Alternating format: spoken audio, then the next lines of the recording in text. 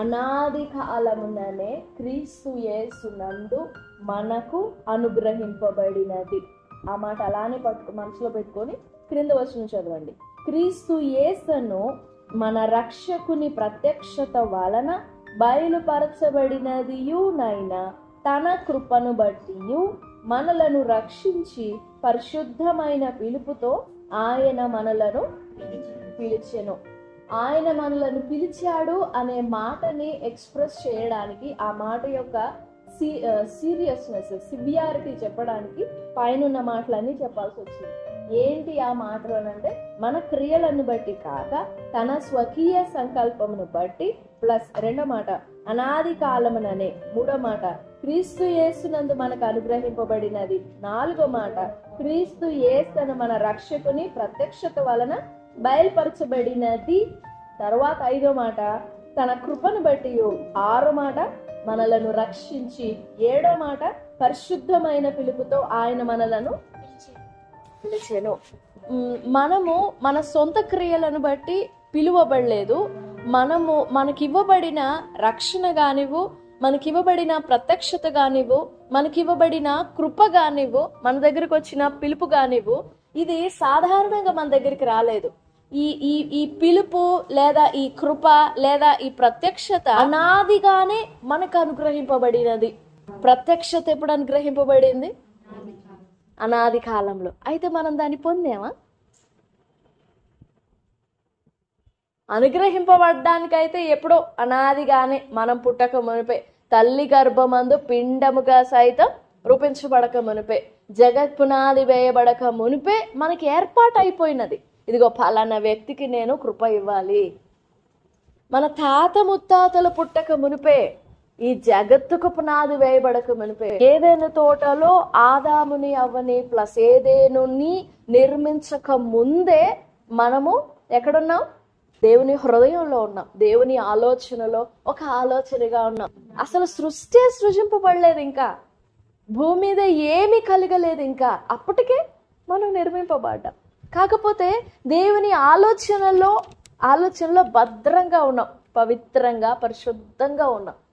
అయితే ఈ ఆలోచన అంతటిని నేను ఉంచుకోవడం కాదు, ఏదైనా తోటలో పరలోక సభలో పరలోక దూత సైన్య సమూహము దేవుణ్ణి స్తుతించినప్పుడు లూసిఫర్ ఒక చిన్న ఆలోచనలో తప్పిపోయాడు కదా, చిన్న ఆలోచనలో గర్వించాడు కదా. సో ఈ దూతల ఆలోచనలు ఈ రకంగా ఉన్నాయి కదా, నా ఆలోచన ఎలాగుంటుందో ప్రూవ్ చేయాలి భూమి మీద. మై థాట్, నా ఆలోచన. ఎవరు నా ఆలోచన? నువ్వు నేనే. మనమే ఆయన ఆలోచన కదా, మనమే ఆయన తలంపు కదా, మనమే ఆయన ఉద్దేశం. ఈ ఉద్దేశాన్ని ఆయన మనస్సులో, ఆయన హృదయంలో పదిలంగా పెట్టుకున్న ఈ ఆలోచనని ఒక రూపం ఇచ్చి ఈ ఆత్మకి ఎముకల అస్థిపంజరం ఒకటి, స్కెల్టన్ ఒకటి చేసి దాని మీద మట్టిని అద్దినట్టుగా దాని మీద మాంసాన్ని అద్దాడు. ఆ అద్దేసి ఆ మట్టిని అట్లా నిలబెట్టేసి ఉప్పు అన్నాడు. మనము జీవాత్మ అయ్యాము. మనం రక్షింపబడాలి అనేది దేవుని అనాది సంకల్పం, ఇప్పటికిప్పుడు పుట్టింది కాదు. కాకపోతే ఆ రక్షణ వార్త ఇప్పుడు వినొచ్చు మనం, ఎందుకంటే వి డు నాట్ నో, మనకు తెలియదు కాబట్టి ఇప్పుడు వినొచ్చు. దేవుడు ఎంత కాలం నుండి, ఇప్పుడు ఆయన ఆలోచనలో మనం ఉండినది మొదలు మన దగ్గరికి ఆ గ్రహింపు వచ్చేంత వరకు హీ స్ట్రైవ్ సో హార్డ్, చాలా ప్రయాసపడతాడు. ఒకసారి మీరు వెనక్కి తిరిగి మీ జీవితంలో మీరు ప్రభువుని గురించి ఎలా విన్నారో, చిన్నప్పటి నుంచి ప్రభు దగ్గరికి మందిరానికి వెళ్ళడం వేరు, అలా ప్రభుని తెలుసుకో. కానీ హృదయంలో దేవుడు ఒక మెలకువ ఇస్తాడు, హృదయంలో ఒక చురుకిస్తాడు, హృదయంలో ఒక ఆలోచన ఇస్తాడు. అలాగా ఆ హృదయంలో ఆలోచన పుట్టేంత వరకు, దేవుడు ఆలోచన పెట్టేంత వరకు ఎంత ప్రయాసపడి ఎంత కష్టంతో దేవుడు నీ దగ్గరికి మాట పంపించాలని వేదన పడుతూ ఉంటాడో, శ్రమ పడుతూ ఉంటాడో. ఈ టైంలో నా మాట వింటే బాగుండు, ఈ టైంలో నా మాట పట్టుకుంటే బాగుండు, ఈ టైంలో అని దేవుడు ఎన్ని పరిస్థితులు కల్పించుకుంటాడో మన దగ్గరికి తన మాట పంపించడానికి. So don't neglect the grace and don't neglect the word. వాక్యాన్ని ఎప్పుడు కూడా నిర్లక్ష్యం పెట్టొద్దు. మన నిర్ణయం, మన ఏర్పాటు అనాదిగానే సంకల్పించబడినది. అనాదిగానే నిర్ణయింపబడినది. మనం ఆయన ఆలోచన. నువ్వు దేవుని ఆలోచన అయి ఉన్నావో, నీ ద్వారా దేవుడు చేయాలనుకున్న పనులు ఎన్నున్నాయో, నీ ద్వారా నీ నుండి దేవుడు ఏం ఆశపడుతున్నాడో నువ్వే ఆలోచన. నువ్వు చేసే పని ఇంకొకరు చేయలేరు. ఎందుకంటే దేవుడు నీ పట్ల కలిగి ఉన్న ఆలోచన వేరు. నువ్వు చేయగలిగిన పని, నువ్వు చేయాల్సిన పని, నువ్వు చేసే పని ఇంకొకరు చేయలేరు. నాది నువ్వు చేయలేవు, నీది నేను చేయలేదు. అది నాకు చేత కాదు, అంతే. నాకు ఇవ్వబడినది నేనే చేయగలను. అయితే నాకు ఇవ్వబడినది చేయకుండా ఏ ఆలోచనో, ఏ దుష్టతలంపో, ఏ పాపమో, ఏ లోకమో, ఏ శరీర సంబంధమైనవి నన్ను అడ్డకించి నేను దేవుని ఆలోచనగా బ్రతకకుండా చేస్తుందో పరీక్ష చేసుకోవాలి. నేను దాని నుండి విడుదల పొంది నేను దేవుని ఆలోచనని నెరవేర్చాలి. రేయింబవళ్ళు అని ఉంటుంది వాక్యంలో. రేయింబవళ్ళు మన సహోదరుల మీద నేరము మోపువాడైన అపవాది అని 12వ అధ్యాయం 10వ వచనం. మరియు గొప్ప స్వరము పరలోకమందు ఇలాగు చెప్పుట వింటిని, రాత్రింబవళ్ళు మన దేవుని ఎదుట మన సహోదరుల మీద నేరము మోపువాడైన అపవాది రాత్రింబగళ్ళు ఒక పూట కాదు,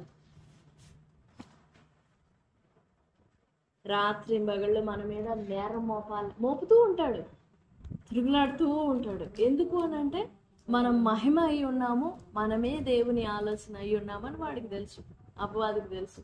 అందుకే మన ఆలోచనల్లో, మన తలంపుల్లో మనల్ని కిలికిచ్చి డిస్టర్బ్ చేస్తూ ఉంటాడు. వాక్యం విన్నప్పుడే డిస్టర్బెన్స్ వస్తుంది, గమనించండి. వాక్యం విన్నప్పుడే వస్తుంది డిస్టర్బెన్స్. అలా రావట్లేదు అని అంటే not in position or not in rightness. So ఈ రాత్రికాల సమయంలో మనం దేవుని ఆలోచన అయి ఉన్నా, మనం అనాదిగానే సంకల్పింపబడిన వారము.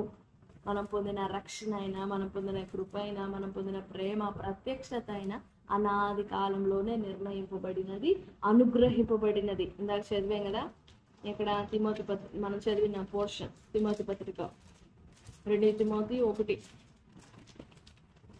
వచ్చిన ఒకసారి చదవండి. మరలా మన క్రియలను బట్టి కాక 2 తిమోతి 1వ అధ్యాయం 9-10 వచ్చిన క్రియలను బట్టి కాక స్వకీయ సంకల్పమును బట్టి అనాది కాలములనే క్రీస్తు యేసునందు మనకు అనుగ్రహింపబడినది, క్రీస్తు యేసును రక్షకుని ప్రత్యక్షత వలన బయలుపరచబడినదియునైనా తన కృపను బట్టి రక్షించి పరిశుద్ధమైన పిలుపుతో పిలిచే. అనుగ్రహింపబడినది ఏమైంది? అది మనం పొందాలి, దాన్ని మనం రిసీవ్ చేసుకోవాలి, దాన్ని వేడుకోవాలి దేవుని దగ్గర. ఆ ప్రత్యక్షతని పొందాలి. మనం చెప్పుకున్నాం కదా, నమ్మకం వేరు, గ్రహింపు వేరు, ప్రత్యక్షత వేరు.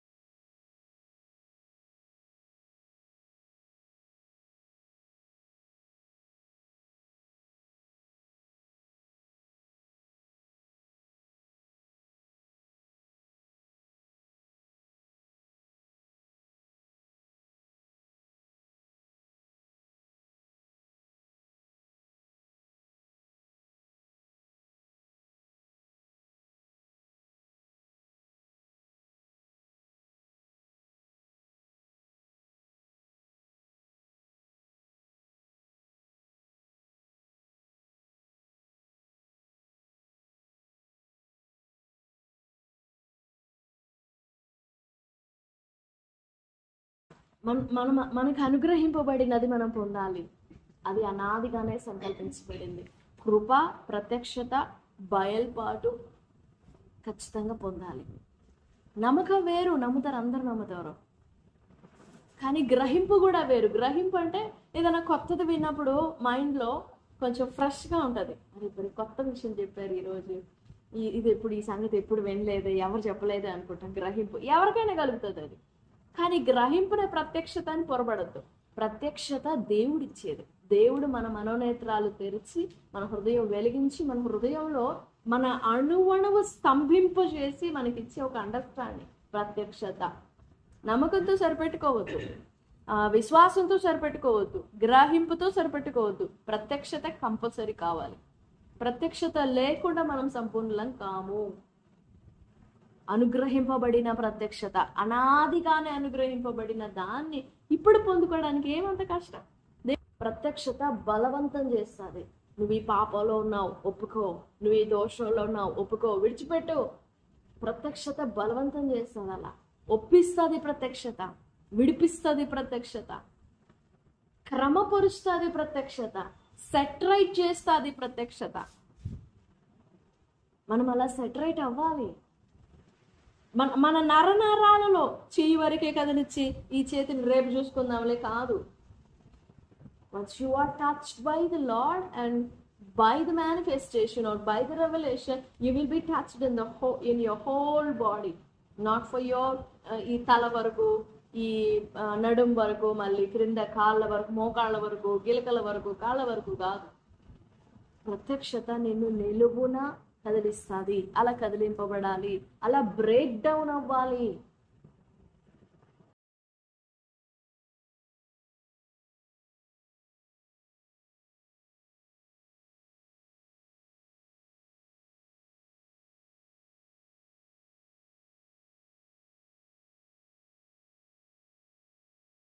నమ్మకం కొంతవరకే,